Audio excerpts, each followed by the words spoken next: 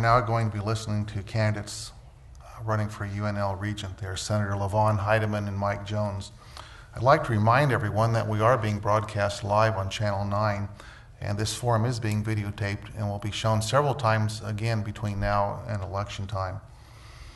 Each candidate will have a 2-minute introduction and then be allowed 2 minutes for each question. Questions tonight are being asked were submitted to the Chamber of Commerce from the community. If the audience would like to submit a question, please write it down on a piece of paper and one of our assistants will bring it to the front. All questions asked should pertain to business-related questions, and at the end of the answer period, each candidate will be allowed 2 minutes for the summation. Before we started, we drew names, and Senator Heidemann, you were the lucky one, so you get to go first.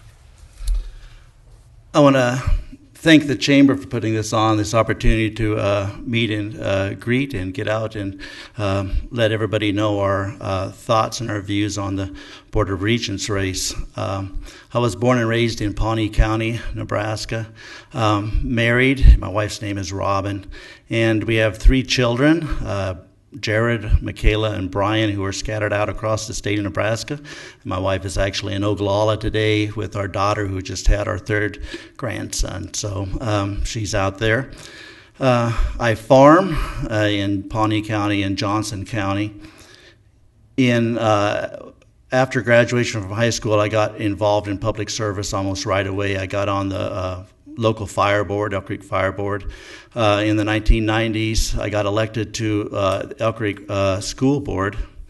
And in 2004, there was an opportunity to run for the legislature.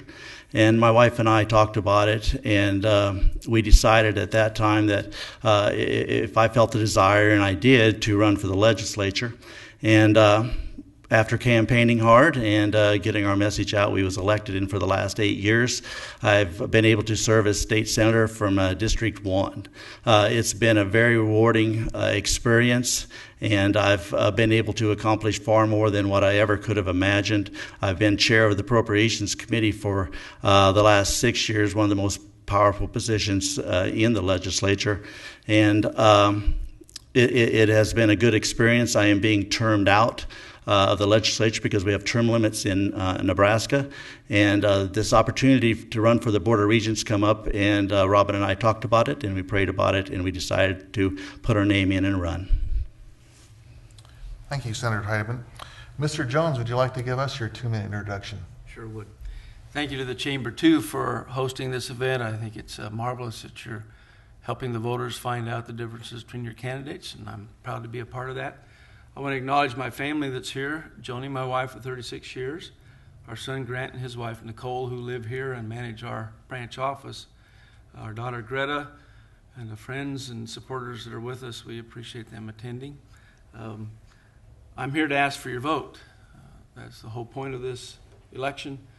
And I'll give you a little background. I was born and raised to a farm family in southwest Nebraska. Went to the University of Nebraska, where I earned bachelor's and master's degrees in education. Spent a fair amount of time teaching and coaching. Then had a experience in ag lending in the banking industry. And entrepreneurship grabbed my attention, so we began our own business from scratch, an independent insurance agency housed in David City, of which one branch is here in Beatrice, where Grant and Nicole and their daughter Madeline are making their home, and really enjoy being a part of your community. I'm an educator, a business owner, and a fiscal conservative.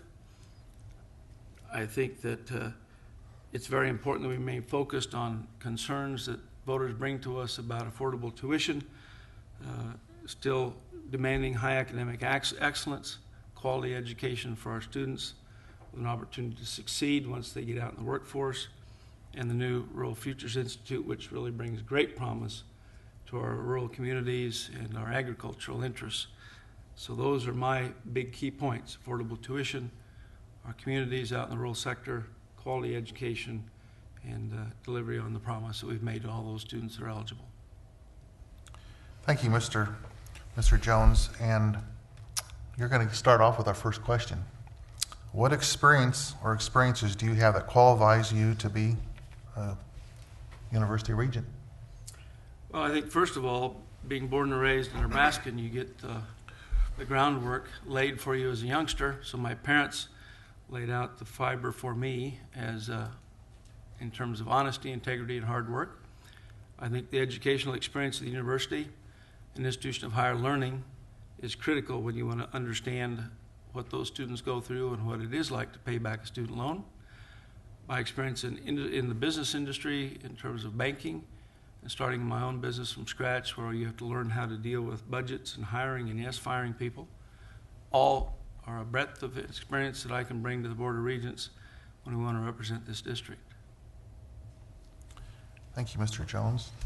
Senator Hyman, I'm going to give you the same question. What experience or experiences do you have that qualifies you to be a regent? I have almost a lifelong experience of being a public servant, first as a member of a fire board, the local school board, and then 8 years in the state legislature. I have worked hard in the legislature. I use common sense, and I have gained a lot of respect from my hard work and common sense in the way I approach things in the legislature. I've gained a lot of experience through the budgeting process, being the chair of appropriations. I've built relationships with my fellow senators that I think will be something that will be very useful as a member of the Board of Regents. I've built relationships with the top officials at the university system by being a member of the legislature, and especially on the board of on the Committee of Appropriations. I've got to know President Milliken very well, and all of the chancellors, and I'll be able to take that experience and those relationships that I've built up over the last 8 years, and I use them very well as a member of the Board of Regents. Thank you, Senator. You get to start off with the next question. The University of Nebraska is one of the larger items of the state of Nebraska's budget. Do you feel the percentage of costs split between students and the state should stay the same or change? Over the last 8 years, I've been part of a key part of what the university gets for funding from the state of Nebraska. And although it has been a struggle, across all 50 states over the last 3 or 4 years to fund higher education. We in the state of Nebraska did a very good job of picking priorities in higher education. The university system was part of that priority. And even though that we wish we could have funded them at a higher level, when you look across the country and all the slashes to the university systems into higher education, we was able to fund them at a level where we was able to keep tuition affordable.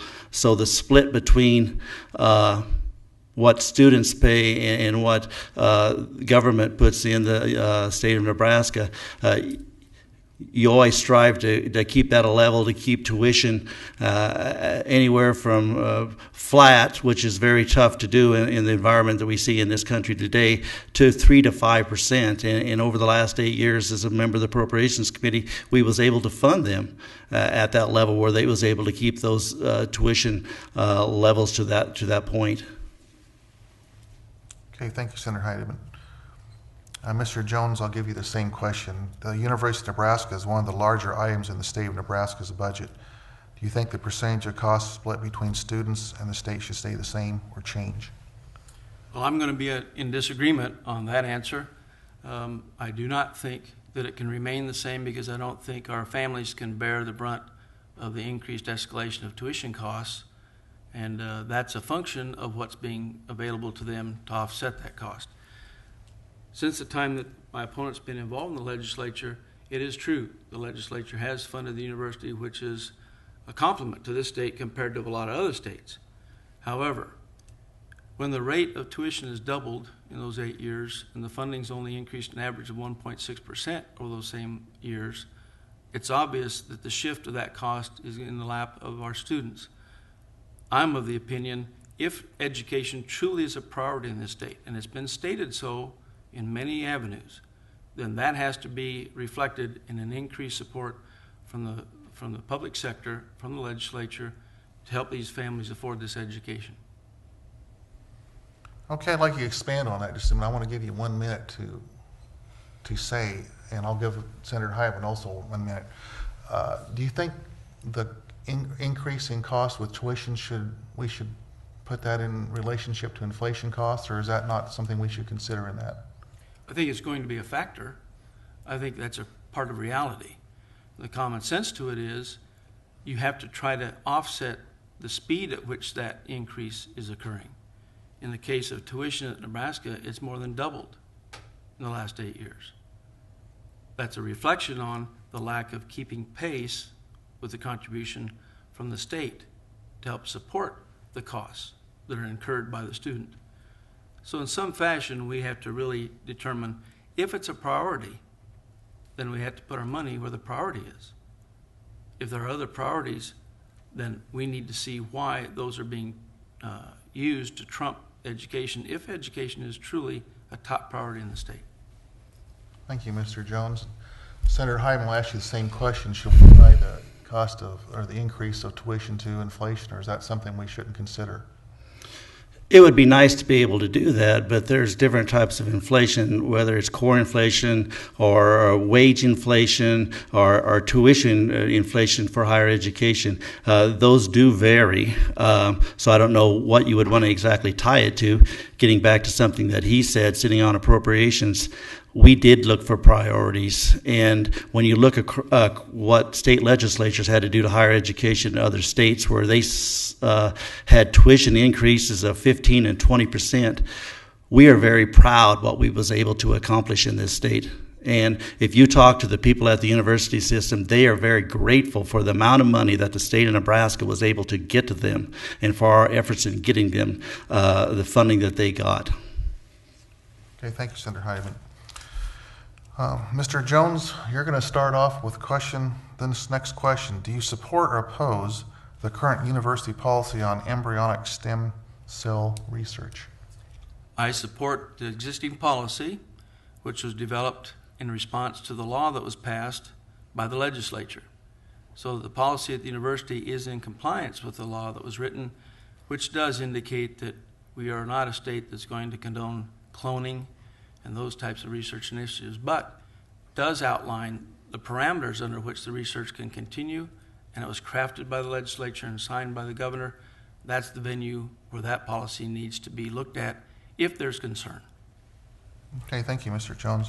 Senator Hyman, I'm going to ask you the same question. Do you support or oppose the current university policy on embryonic stem cell research? I support stem cell research, and I support stem cell research under the President Bush's lines that he had released. I was part of the compromise in the legislature, and I've had conversations with Speaker Flood, who was a very large part of getting that bill passed, and it was never the intent of the legislature, and Speaker Flood would back this up, to take the power out of the Board of Regents. It was still up to the Board of Regents to expand it or to leave it where it was at.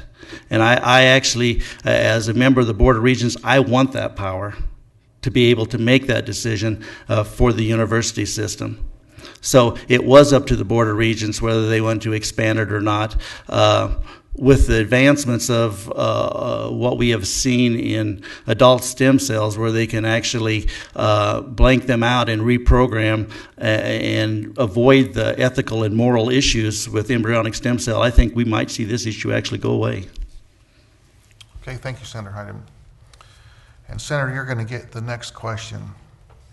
What would be your long-term goal for the University of Nebraska in these changing times? One of the reasons that I'm running for the Board of Regents, that I want to make sure that they have a focus that continues with rural Nebraska and with agriculture. With the hire of Ronnie Green at the Institute of Agriculture and Natural Resources, they have become refocused. And I want to make sure that they stay there. I am not out to change the university system. I think it does a good job in this state. I want to encourage more than try to change. We have to, as a state and as a university system, continue to try to provide the highest quality education that we can afford at the most affordable price. and that is the university's top priority, and it will be my top priority as a member of the Board of Regents. The university is so much to this state when it comes to extension, issues in rural Nebraska. The Rural Future Institute is something I want to support very greatly. I've had conversations with Regent Chuck Hasselbrook, who was very instrumental in actually getting that. We've had phone conversation. He says, "Levon, when you get in there, I want to make sure that you keep that going." I says, "Don't worry, Regent Hasselbrook, I'm there already." So you want to focus on rural Nebraska. That would be my focus. Agriculture, extension, research, and affordable quality education. Thank you, Senator Heidemann. Mr. Jones, I'm going to give you the same question. What would be your long-term goal for the University of Nebraska in these changing times? I'm going to go back to the prior question for just a second. I want to make sure that we understand there was a difference between the topic of stem cell research and embryonic stem cell research. And I addressed the question regarding embryonic stem cell research. In terms of this new question, I think the mission of the university is outlined as research, education, and outreach. So all the things that I've talked about earlier in my opening in terms of affordable tuition and the mission to make that available to all the students of Nebraska is a top priority. We have to retain a real emphasis on recruiting our local Nebraska kids to be a part of that university system. I think the quality of the education and academic excellence cannot be compromised so that we're going forward and not backward, and that includes the research initiatives. And I think that our tie to agriculture, of which I'm a part in the rural community, is paramount. The Rural Futures Institute, I had an advance on that with Dr. Green when I met with him on the East Campus before it was announced. I too am a strong supporter of that initiative because it comes to us out here in the rural communities. Thank you, Mr. Jones. That ends our questions. We're now going into the summation session. And Mr. Jones, you get to go first. Could you give us your 2-minute summation? That goes fast. It does. Well, again, I want to thank all the members of the Chamber for hosting the event. I want to thank Senator Heidemann for joining me and allowing us to discuss these issues. I want to thank my family and supporters that are here. Again, I want to ask you for your vote. This is a critical year. There are 4 Board of Regents going to be elected in this election. 3 are going to be new members on that board, which will have a great impact on the direction the university takes. I came from a family farm. I've got the family history from a farming experience. So the morals, the values, the ethics, and the sense of hard work are all ingrained in me from the beginning of my experiences. I'm the only candidate in this race that has a graduate status from the University of Nebraska with 2 degrees both in education at the bachelor's and master's levels. I think that's invaluable to have perspective on the decisions and how they're going to impact the students that are walking those campuses, paying those student loans when it comes at the time that they're successful and graduate. I'm an educator, businessman, so I've had experience in banking and starting and operating a business that's been blessed with great success. I've got a nice number of endorsements, including many senators, mayors, council members, commissioners, all of whom can be seen on my website, www.jonesforregent.com. I'd invite you to look at those. And my points of emphasis are affordable tuition, the continuance of the research policy at the university, academic excellence, quality education, and continued growth of ties to our agriculture and rural communities. Thank you. Thank you, Mr. Jones. Senator Heidemann, would you like to give your 2-minute closing? Once again, thanks for this opportunity to say a few words and to get our message and our views out there. I am endorsed in this race by U.S. Senator Mike Johans, Governor Dave Heinemann, U.S. Congressman Jeff Fortenberry, U.S. Congressman Adrian Smith, State Board of Education member Bob Evnen. Many of my colleagues are standing. They've worked with me. They know what I can do and accomplish. They're behind me. I'm very grateful that the Farm Bureau has endorsed me and supporting me. The Nebraska Cattlemen's PAC is supporting me, and Nebraska Right to Life has endorsed me. Those endorsements mean a lot to me, without a doubt. Those people and those groups have watched what I've been able to accomplish over the last 8 years and the respect that I have garnered and the leadership that I've built up and the relations that I've built up.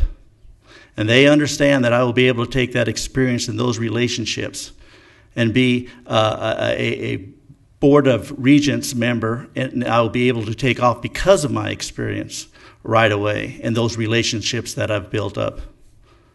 And all those endorsements mean a lot to me. But the most important endorsement that I can get is yours. I would appreciate your vote on November 6th and your support. Thank you. Thank you.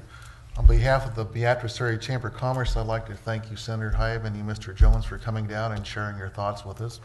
I want to remind everybody, election is November 6th, so please get out and vote.